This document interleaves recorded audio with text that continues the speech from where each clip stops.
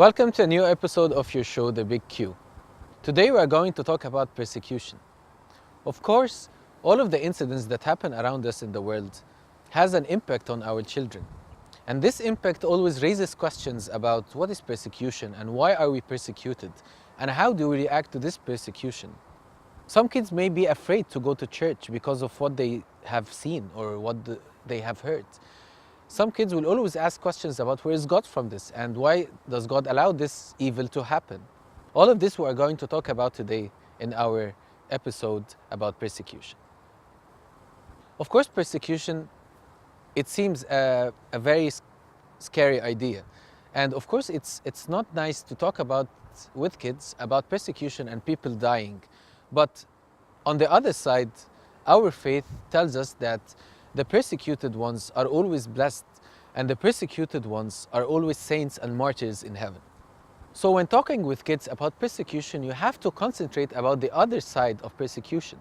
You don't concentrate about the pain or the details of torture or the details of death. Rather than you have to talk with them about the details of their martyrdom and the details of their glory in heaven. Of course, many kids will ask about what is persecution and why are we persecuted? In order to answer this question, you have to be sure that persecution in itself is a blessing, as the Bible taught us.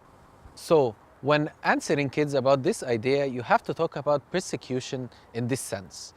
Persecution is people, evil people, hating good people, and they want to do them evil. Why does that happen? Because many people are evil. And because this had happened many times and will happen, so you have to be assuring the kids that whatever happens, God is in control of it. So as we said, persecution, it's something evil that happens and many people hate seeing Christ the Lord. Don't refer to a certain people and you don't categorize, but you always say that the devil hates the presence of God and evil always hates good. So do not link any incident to any category of people because you may raise in them some hatred towards a certain group, which is of course non-Christian in the very idea of it. So we always refer that we always battle, but not our battle is not with people with flesh and blood, as St. Paul said, but this battle is always against the evil powers of the devil. And those evil powers we may not see, but they're always around us. But on the other side, God is protecting us and God is preserving us and God is guarding us in whatever we face.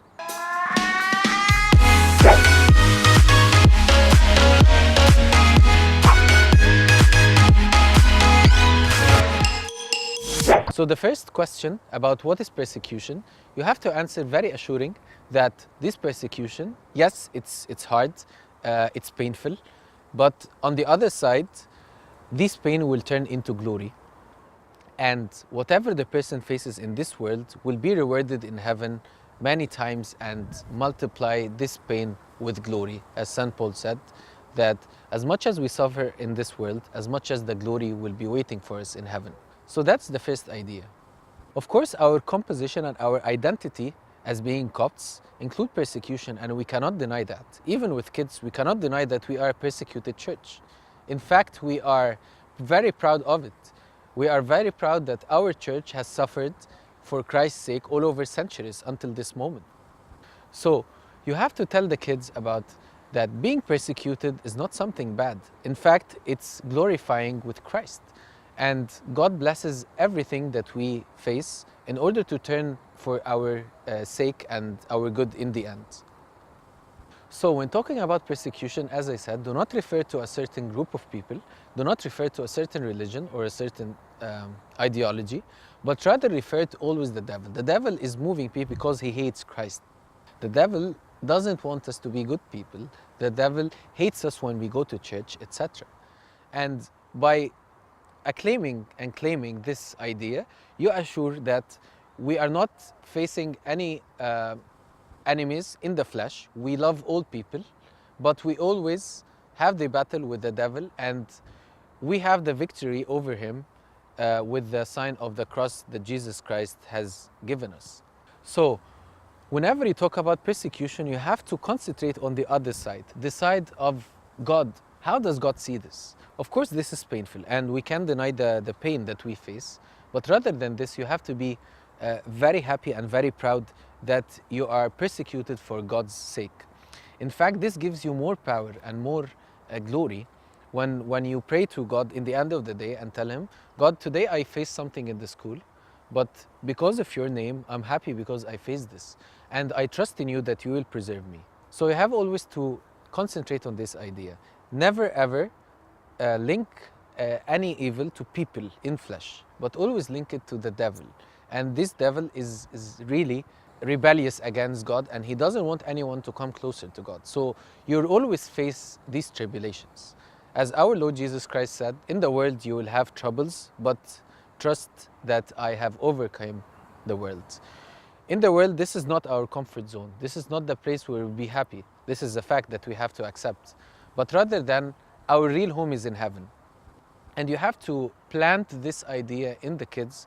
As long as they grow up, they see and they experience that this world only transit. It's not permanent, it's just a temporary place. So whatever they face in the world and in life, they know that it's not permanent. In fact, our permanent home is in heaven. So we are travelers through this world. We are pilgrims through this world. And whatever we face, either persecutions or troubles or people who persecute us on the name of Christ, this is all temporary. But what matters in the end is our home in heaven. Thank you very much, and see you next time.